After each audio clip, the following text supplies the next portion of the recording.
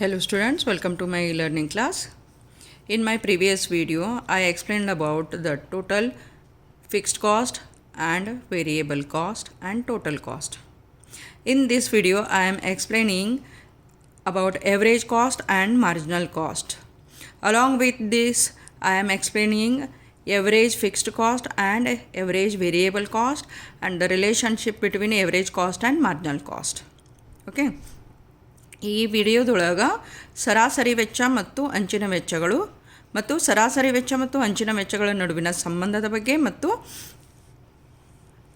ಸರಾಸರಿ ಸ್ಥಿರ ವೆಚ್ಚ ಸರಾಸರಿ ಚರ ವೆಚ್ಚಗಳ ಬಗ್ಗೆ ವಿವರಣೆಯನ್ನು ಕೊಡಾಕತ್ತೇನೆ ನಾಳೆ.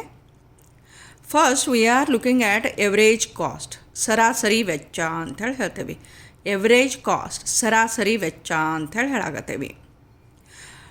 Total cost includes total fixed cost plus total variable cost. As earlier I explained, total cost includes total fixed cost and total variable cost. ಒಟ್ಟು ವೆಚ್ಚ, ಒಟ್ಟು ಸ್ಥಿರ ವೆಚ್ಚ ಮತ್ತು ಒಟ್ಟು ಚರ ವೆಚ್ಚಗಳ ಒಂದು ಮೊತ್ತವಾಗಿದೆ ಅಂಥೇಳಿ ಹೇಳಿದ್ವಿ ನಾವಲ್ಲೇ. Therefore T C is equal to total fixed cost plus total variable cost ಅಂಥೇಳಿ ಹೇಳ್ತೇವೆ. ಟೋಟಲ್ ಕಾಸ್ಟ್ದೊಳಗೆ ಏನೇನು ಐತಿ, ಒಟ್ಟು ಸ್ಥಿರ ವೆಚ್ಚ ಐತಿ, ಒಟ್ಟು ಚರ ವೆಚ್ಚನೂ ಐತಿ ಅಂಥೇಳಿ ಹೇಳ್ತೇವೆ ನಾವಲ್ಲಿ. Okay, so average cost is calculated by total cost of production divided by number of units produced ಅಂತೇಳಿ ಹೇಳ್ತೇವೆ. Average cost is nothing but the cost per unit of output ಅಂಥೇಳಿ ಹೇಳ್ತೇವೆ. ಸರಾಸರಿ ವೆಚ್ಚ ಅಂತಂದ್ರೆ ಪ್ರತಿಯೊಂದು ಘಟಕವನ್ನು ತಯಾರಿಸಲು ಮಾಡಿದಂತಹ ವೆಚ್ಚ ಅಂಥೇಳಿ ಹೇಳ್ತೇವೆ. ಪ್ರತಿಯೊಂದು ಘಟಕ ಅಂಥೇಳಿ ಕಾಸ್ಟ್ ಪರ್ ಯೂನಿಟ್ ಅಂಥೇಳಿ ಹೇಳಾಕತ್ತೇವೆ. ಒಂದು ಯೂನಿಟ್ದು ವ್ಯಾಲ್ಯೂ ಏನೈತಲ್ಲ ಅದನ್ನು, ಒಂದು ಯೂನಿಟ್ದು ಏನು ವ್ಯಾಲ್ಯೂ ಐತಲ್ಲ ಅದನ್ನು ನಾವು ಎವರೇಜ್ ಕಾಸ್ಟ್ ಅಂಥೇಳಿ ಕರಿತೇವೆ, ಸರಾಸರಿ ವೆಚ್ಚ ಅಂಥೇಳಿ ಹೇಳ್ತೇವೆ. ಓಕೆ, ಎಕನಾಮಿಕ್ಸ್ ಒಳಗೆ ಕಾಸ್ಟ್ ಪರ್ ಯೂನಿಟನ್ನು ನಾವು ಏನು ಕರೆಯಾಕತ್ತೇವೆ, ಎವರೇಜ್ ಕಾಸ್ಟ್ ಅಂತೇಳಿ ಕರೆಯಾಕತ್ತೇವೆ.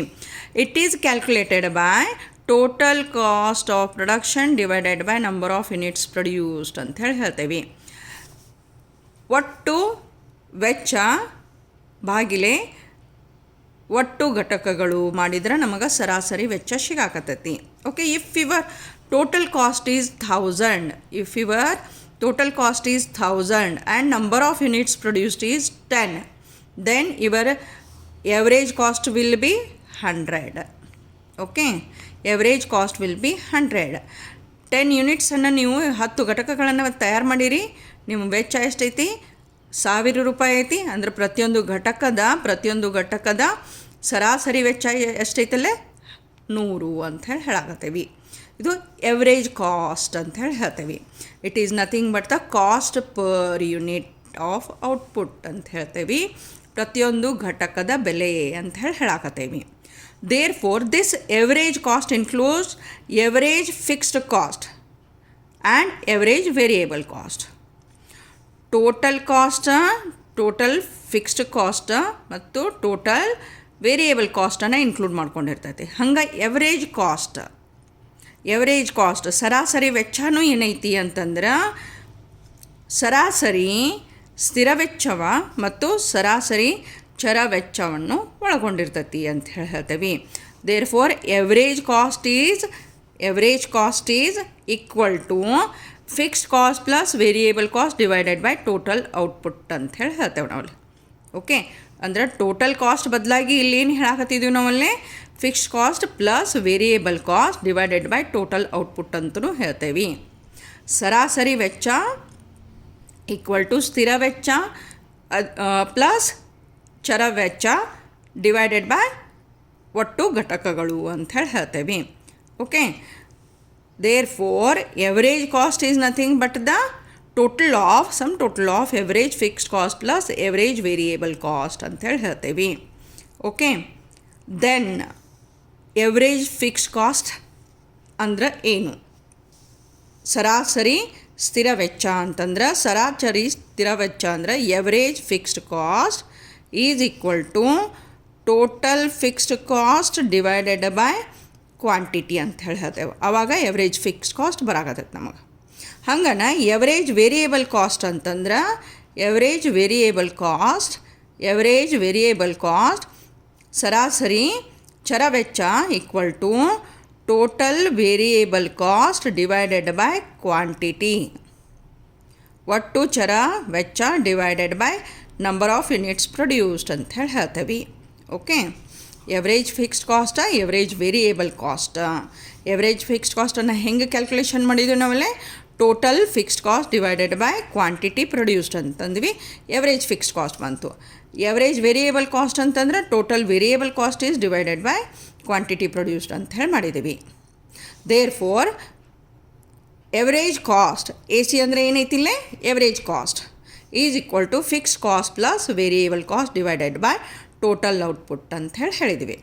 ಓಕೆ, ಸೊ ಎವರೇಜ್ ಕಾಸ್ಟ್ ಅಂದರೆ ಏನು ಹೇಳಾಕತ್ತೇವೆ ನಾವಲ್ಲೇ? It is nothing but the cost per unit which is calculated by dividing cost of production is divided by number of units produced ಅಂತ ಹೇಳ್ತೇವೆ. ಓಕೆ, ದೇರ್ ಫೋರ್ ಇನ್ನೊಂದು ಏನು ನಾವು ಫಾರ್ಮುಲಾ ಹೇಳಾಕತ್ತೇವೆ ಎವರೇಜ್ ಕಾಸ್ಟ್ ಕ್ಯಾಲ್ಕುಲೇಷನ್ನಕ್ಕೆ? Fixed cost plus variable cost divided by total output ಅಂತ ಹೇಳಾಕತ್ತೇವೆ. ಈ ಒಂದು ಎವರೇಜ್ ಕಾಸ್ಟ್ ಸರಾಸರಿ ವೆಚ್ಚದ ಎರಡು ಏನದಾವ ಫೀಚರ್ ಅದಾವಿಲ್ಲಿ, ಲಕ್ಷಣಗಳದಾವ. It falls in the beginning as output increases until average variable cost begin to rise. Average variable cost ಏನೈತಲ್ಲ ಅದು ಹೆಚ್ಚಾಗೂ ತಕಾನು ಎವರೇಜ್ ಕಾಸ್ಟ್ ಏನೈತಲ್ಲ ಅದು ಇಳಿಮುಖವಾಗಿರ್ತತಿ ಅಂತ ಹೇಳ್ತೇವೆ. Okay, it falls in the beginning as output increases. Output ಏನಿರ್ತೈತಿ? ಔಟ್ಪುಟ್ಟ ಹೆಚ್ಚಾಗ್ತಿರ್ತೈತಿ. ಹೆಂಗೆ ಔಟ್ಪುಟ್ ಹೆಚ್ಚಾಗ್ತತಿ ಹಂಗೆ ಎವರೇಜ್ ಕಾಸ್ಟ್ ಕಡಿಮೆ ಆಕೋತ ಬರ್ತಿರ್ತೈತಿ. ಔಟ್ಪುಟ್ಟ ಹೆಚ್ಚಾಗ್ತಿರ್ತೈತಿ ನಮ್ದು, ಅಂದ್ರೆ ನಂಬರ್ ಆಫ್ ಯೂನಿಟ್ಸ್ ಪ್ರೊಡ್ಯೂಸ್ಡ್ ಹೆಚ್ಚಾಗ್ತಿರ್ತೈತಿ. ಎಲ್ಲಿವರೆಗೆ ಎವರೇಜ್ ವೇರಿಯೇಬಲ್ ಕಾಸ್ಟ್ ಎಲ್ಲಿವರೆಗೆ ಹೆಚ್ಚಾಗಂಗಿಲ್ಲ ಅಲ್ಲಿವರೆಗೆ ಅಂತ ಹೇಳ್ತೇವೆ. ಚರ ವೆಚ್ಚಗಳು ಹೆಚ್ಚಾಗೂ ತಕಾನು ಅದೇನೈತಿ ಅಂತಂದ್ರೆ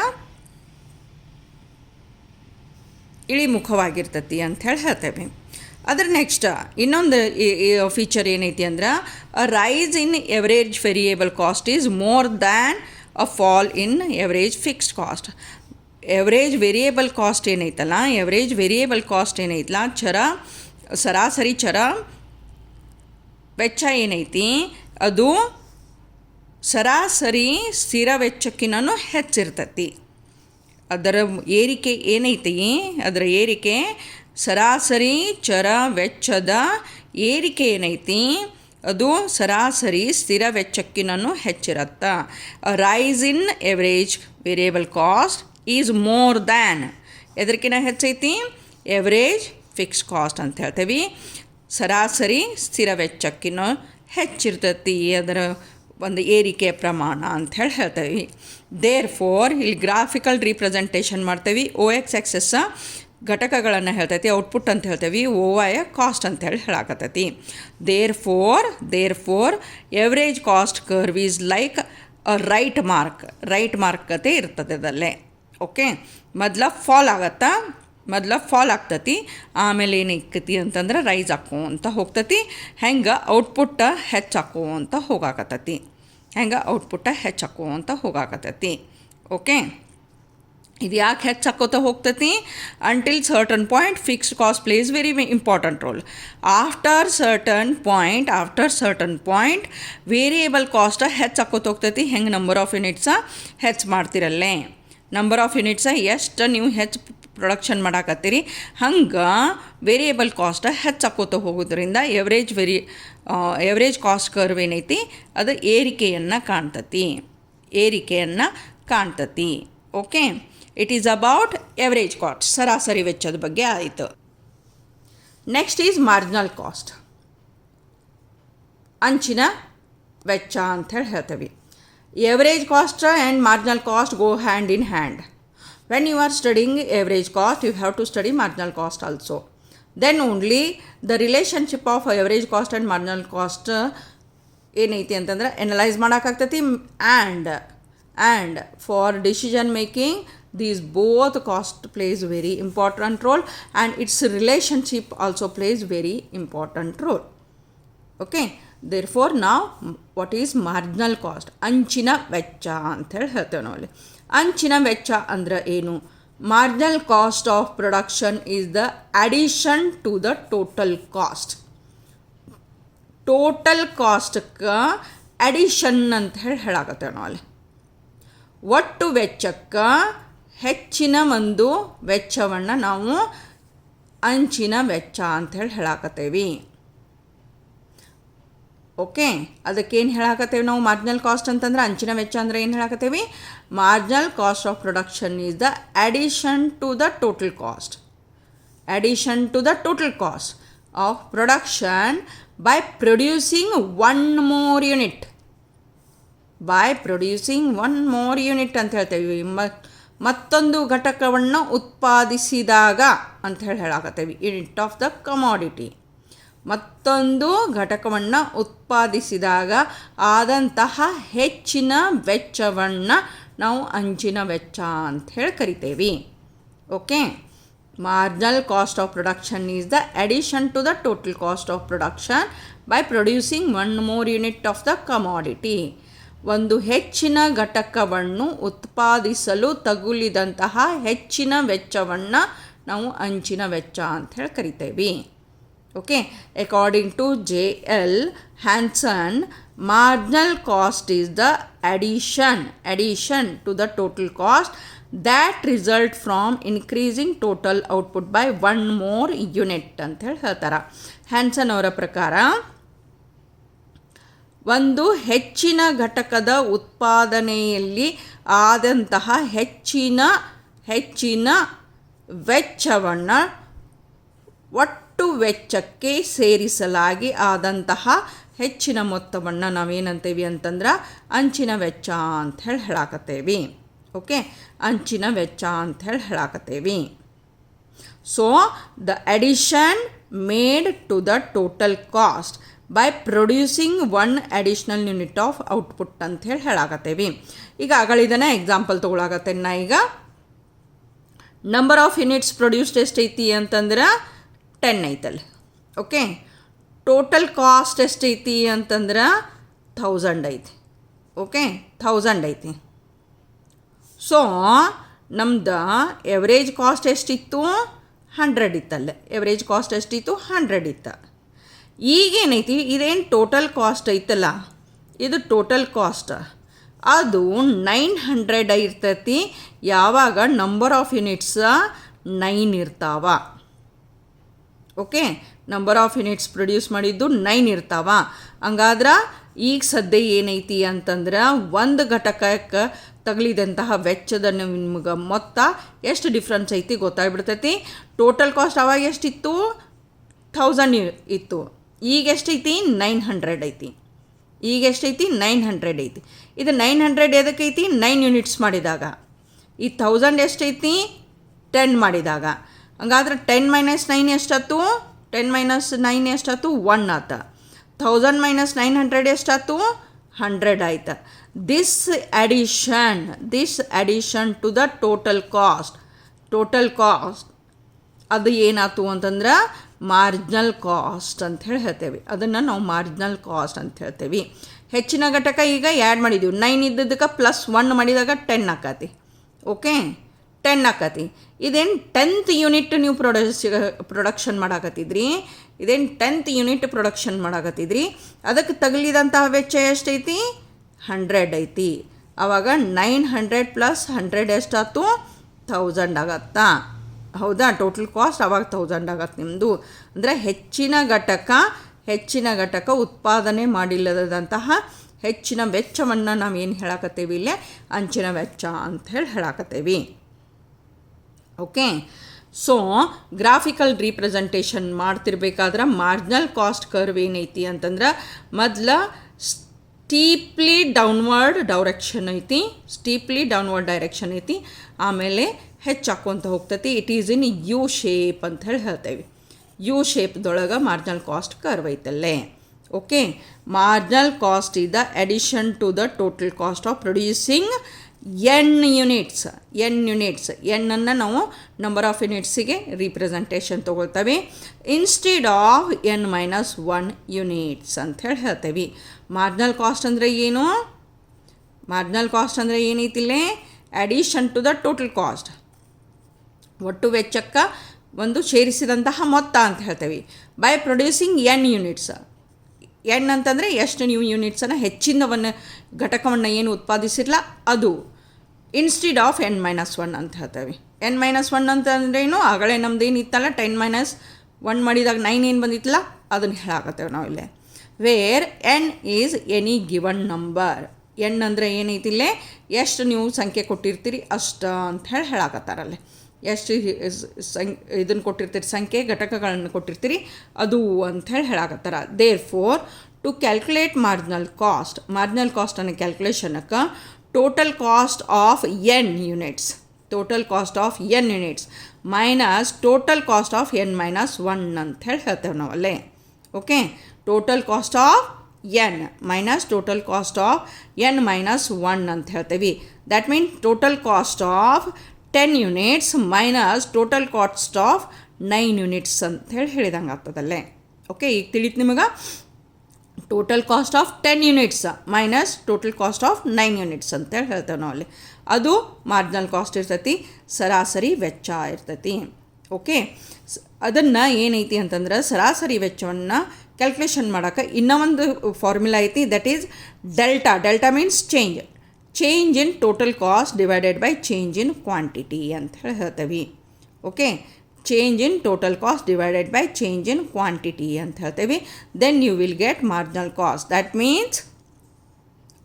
ಮೀನ್ಸ್ ಈಗಾಗಲೇ ಒಂದು ಇದ್ರೊಳಗೆ ನಮ್ದು ಎಕ್ಸಾಂಪಲ್ ಒಳಗೆ ಏನಾಗಿತ್ತು? 100 ಟೋಟಲ್ ಕಾಸ್ಟ್ ಚೇಂಜ್ ಆಗಿತ್ತು. 100 ಟೋಟಲ್ ಕಾಸ್ಟ್ ಚೇಂಜ್ ಆಗಿತ್ತು.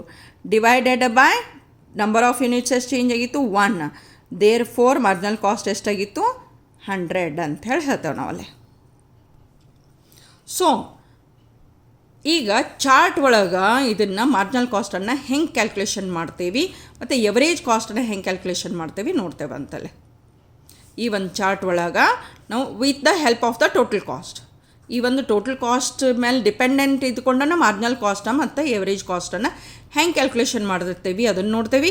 ಇದರ ನಂತರ ಏನೈತಿ ಅಂದ್ರೆ ನೆಕ್ಸ್ಟ್ ವಿಡಿಯೋದೊಳಗೆ ನಾನು ಏನು ಮಾಡಾಕತ್ತೀನಿ, ಎವರೇಜ್ ಫಿಕ್ಸ್ಡ್ ಕಾಸ್ಟ್ ಹೆಂಗೆ ಕ್ಯಾಲ್ಕುಲೇಷನ್ ಮಾಡ್ತೇವೆ, ಎವರೇಜ್ ವೇರಿಯೇಬಲ್ ಕಾಸ್ಟ್ ಇದ ಒಂದು ಚಾರ್ಟ್ ಮೇಲೆ ನಾವು ಹೆಂಗೆ ಕ್ಯಾಲ್ಕುಲೇಷನ್ ಮಾಡ್ತೇವೆ ಅದನ್ನು ತೋರಿಸಾಕತ್ತೇನೆ. ಈಗ ಸದ್ಯ ಏನೈತಿ ಅಂತಂದ್ರೆ, ಈಗ ಸದ್ಯದ ಇದ್ರೊಳಗೆ ಸ್ಟೆಪ್ ವೈಸ್ ಹೋಗೋದೈತಿ ನಿಮಗೆ. ಮಾರ್ಜಿನಲ್ ಕಾಸ್ಟ್ ಹೆಂಗೆ ಕ್ಯಾಲ್ಕುಲೇಷನ್ ಮಾಡ್ತೇವೆ, ಎವರೇಜ್ ಕಾಸ್ಟ್ ಹೆಂಗೆ ಕ್ಯಾಲ್ಕುಲೇಷನ್ ಮಾಡ್ಕೋತೇವೆ. ಫಸ್ಟ್ ಇದ್ರೊಳಗೆ ಔಟ್ಪುಟ್ ನೋಡಾಕತ್ತೇವೆ. ಔಟ್ಪುಟ್ 1 2 3 4 5 ಯೂನಿಟ್ಸ್ ಅದಾವೆ. ಟೋಟಲ್ ಕಾಸ್ಟ್ಗೆ ಕಾಲಮ್ ಒಳಗೆ 1 ಯೂನಿಟ್ ಪ್ರೊಡಕ್ಷನ್ ಮಾಡೋಕೆ ಟೋಟಲ್ ಕಾಸ್ಟ್ ಹತ್ತೈತಿ ನಿಮಗೆ 2 ಯೂನಿಟ್ಸ್ ಮಾಡೋಕೆ 6 ಹತ್ತೈತಿ, 3 ಯೂನಿಟ್ಸ್ ಮಾಡೋಕೆ 12 ಹತ್ತೈತಿ, 4 ಯೂನಿಟ್ಸ್ ಮಾಡೋಕೆ 20 ಹತ್ತೈತಿ, 5 ಯೂನಿಟ್ಸ್ ಮಾಡೋಕೆ 30 ಹತ್ತೈತಿ. ಸ್ವಲ್ಪ ಈ ಕಾಲಮನ್ನು ಬಿಡ್ರಿ, ಈಗ ಮಾರ್ಜಿನಲ್ ಕಾಸ್ಟ್ ಕಾಲಮನ್ನು ಬಿಡ್ರಿ. ಫಸ್ಟ್ ಎವರೇಜ್ ಕಾಸ್ಟ್ ಕಾಲಮ್ ನೋಡೋಣ.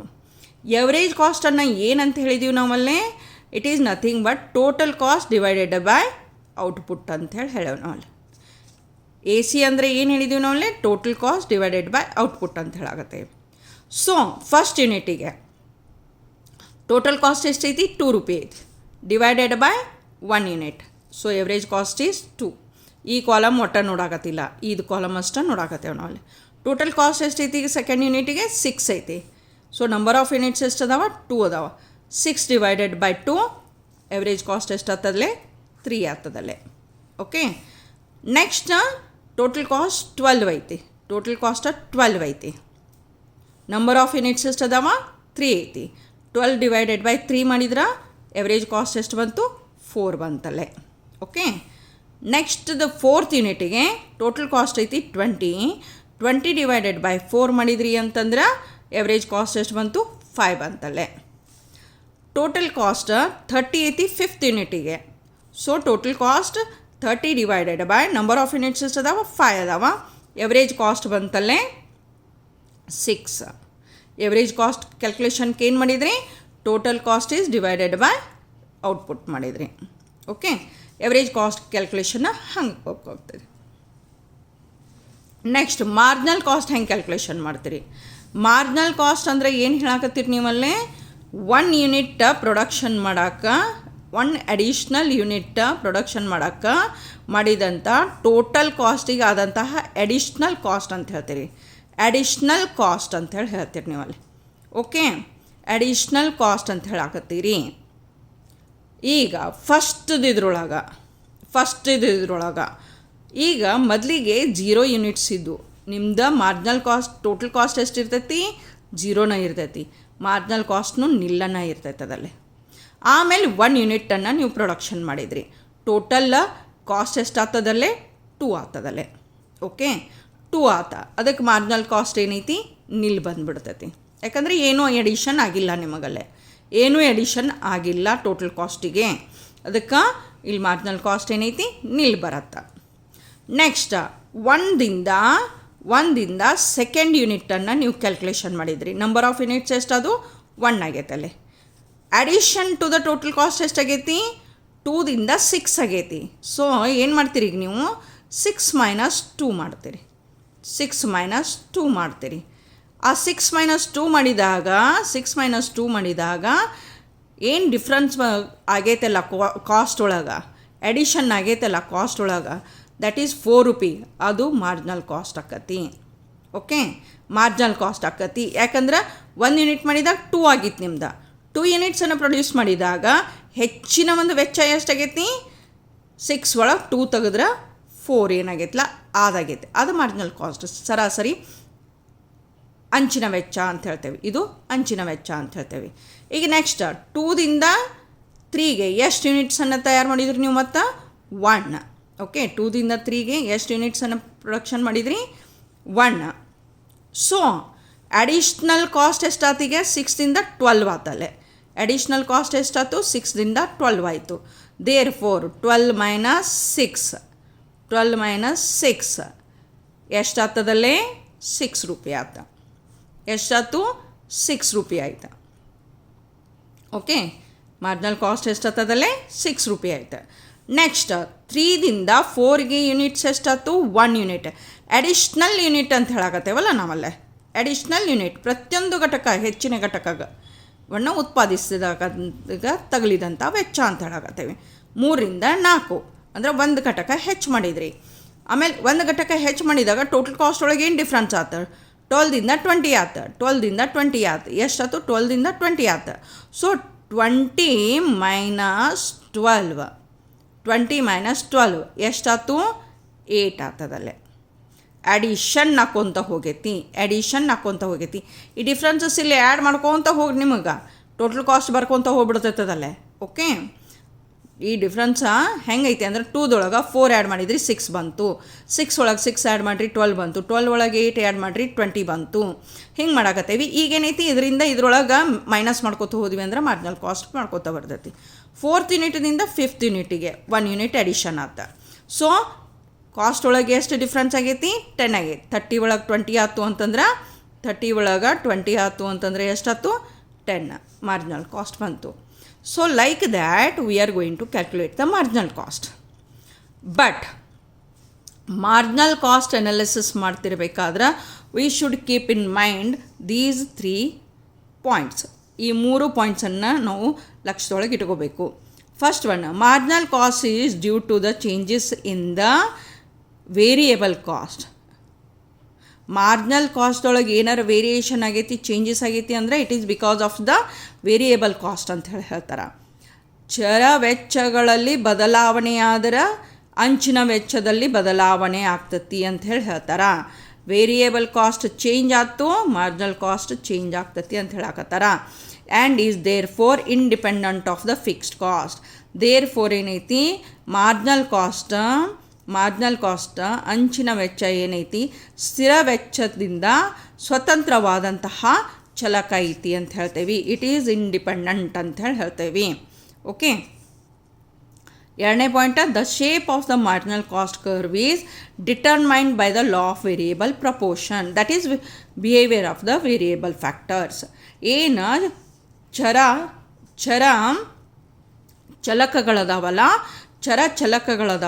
ಅದರ ಒಂದು ಪ್ರವೃತ್ತಿಯಿಂದ ಅಂಚಿನ ವೆಚ್ಚದ ಒಂದು ರೇಖೆ ಏನೈತಿ ನಾವು ನಿರ್ಮಾಣವನ್ನು ಮಾಡ್ತೇವೆ.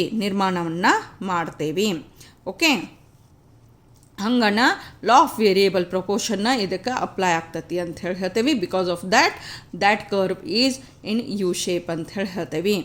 It is assumed that the price of variable factor remains constant ಅಂತ ಹೇಳಿ ಹೇಳ್ತೇವೆ. It is assumed that the price of variable factor ಚಲಕಗಳ ಬೆಲೆ ಸ್ಥಿರವಾಗಿರ್ತೈತಿ ಅಂಥೇಳಿ ಅಸ್ಯೂಮ್ ಮಾಡಾಕತ್ತೈತಿ ಅಂಥೇಳಿ ಹೇಳ್ತೇವೆ. ಓಕೆ, ಈ ಪಾಯಿಂಟ್ಸನ್ನು ನೆನಪಿಟ್ಟುಕೊಂಡ ಮಾರ್ಜಿನಲ್ ಕಾಸ್ಟ್ ಮತ್ತು ಎವರೇಜ್ ಕಾಸ್ಟ್ ಕರ್ವ್ ನಡುವಿನ ಸಂಬಂಧವನ್ನು ನಾವು ಸ್ಟಡಿ ಮಾಡಾಕತ್ತೇವಲ್ಲಿ. Marginal cost curve, it is like this. Okay, average cost curve ಮೊದಲ ಸ್ಟಾರ್ಟ್ ಏನೈತಿ ಅಂದ್ರೆ ಹೆಚ್ಚೈತಿ, ಬರ್ಬರ್ತಾ ಫಾಲ್ ಆಗಾಕತ್ತೈತಿ, ಆಮೇಲೆ ಕಾನ್ಸ್ಟಂಟ್ ಆಗ್ತೈತಿ, ಆಮೇಲೆ ಏನಾಕತಿ ರೈಸ್ ಆಗಾಕತ್ತೈತಿ ಎವರೇಜ್ ಕಾಸ್ಟ್. ಬಿಕಾಸ್ ಮೊದಲ ಫಿಕ್ಸ್ಡ್ ಕಾಸ್ಟ್ ಏನೈತಿ ಅಂತಂದ್ರೆ ಹೆಚ್ಚಿರ್ತೈತಿ, ಅದು ಹಂಗೆ ಉತ್ಪಾದನೆ ಹೆಚ್ಚಾದಂಗೆ ಕಡಿಮೆ ಆಕ್ಕೊಂತ ಹೋಗ್ತೈತಿ. ಒಂದು ಹಂತದ ನಂತರ ವೇರಿಯೇಬಲ್ ಕಾಸ್ಟ್ ಹೆಚ್ಚಾಗೋದ್ರಿಂದ, ಫಿಕ್ಸ್ ಕಾಸ್ಟ್ ಜೋಡಿ ವೇರಿಯೇಬಲ್ ಕಾಸ್ಟ್ ಹೆಚ್ಚಾಗೋದ್ರಿಂದ ಎವರೇಜ್ ಕಾಸ್ಟ್ ಹೆಚ್ಚಾಕೋಂತ ಹೋಗ್ಬಿಡ್ತೈತಿ. ಮಾರ್ಜಿನಲ್ ಕಾಸ್ಟ್ ಏನೈತಿ ಅಂತಂದ್ರೆ, ಮಾರ್ಜಿನಲ್ ಕಾಸ್ಟ್ ಏನೈತಲ್ಲ ಸ್ಟಾರ್ಟಿಂಗ್ ಭಾಳ ಹೆಚ್ಚಿರ್ತೈತಿ, ಬರ್ಬರ್ತಾ ಕಡಿಮೆ ಆಗಿ ಆಮೇಲೆ ಎವರೇಜ್ ಕಾಸ್ಟ್ದ ಅಲ್ಲಿ ಲೋವೆಸ್ಟ್ ಪಾಯಿಂಟ್ ಇರ್ತೈತಲ್ಲ ಅಲ್ಲೇ ಕೆಳಗಿನಿಂದ ಮೇಲಕ್ಕೆ ಛೇದಿಸ್ತೈತಿ. ಇದು ಅಂಚಿನ ವೆಚ್ಚದ ರೇಖೆ ಏನೈತಲ್ಲ, ಸರಾಸರಿ ವೆಚ್ಚದ ರೇಖೆಯನ್ನು ಕೆಳಗಿನಿಂದ ಮೇಲಕ್ಕೆ ಛೇದಿಸ್ತಾ ಮ್ಯಾಲೆ ಹೋಗ್ತತಿ ಅಂಥೇಳಿ ಹೇಳ್ತೇವೆ. ಈ ಒಂದು ಪಾಯಿಂಟ್ದಿಂದ ಹಿಂದೆ ಮಾರ್ಜಿನಲ್ ಕಾಸ್ಟ್ ಕರ್ವ್ ಏನೈತಲ್ಲ, marginal cost curve average cost ಕರ್ವ್ಕಿನ ಕೆಳಗಿರ್ತೈತಿ, ಆಮೇಲೆ ರ್ಯಾಪಿಡ್ಲಿ ಡೌನ್ವರ್ಡ್ ಬರ್ತಿರ್ತೈತಿ. ಆದರೆ ಎವರೇಜ್ ಕಾಸ್ಟ್ ಕರ್ವ್ ಏನೈತಿ ಜಂಟ್ಲಿ ಕೆಳಗೆ ಬರ್ತಿರ್ತೈತಿ. ಈ ಒಂದು ಪಾಯಿಂಟ್ ಆದ ಕೂಡಲೇ ಮಾರ್ಜಿನಲ್ ಕಾಸ್ಟ್ ಕರ್ವ್ ರ್ಯಾಪಿಡ್ಲಿ ಮೇಲೆ ಹೋಗತ್ತಾ, ರ್ಯಾಪಿಡ್ಲಿ ಒಂದು ಫೋರ್ಸಿಗೆ ಒಳಪಟ್ಟಂಗೆ ಮೇಲೆ ಹೋಗ್ತತಿ. ಆದರೆ ಎವರೇಜ್ ಕಾಸ್ಟ್ ಕರ್ವ್ ಏನೈತಿ ಅಂತಂದ್ರೆ ಜಂಟ್ಲಿ ಮ್ಯಾಲೆ ಹೋಗ್ತತಿ.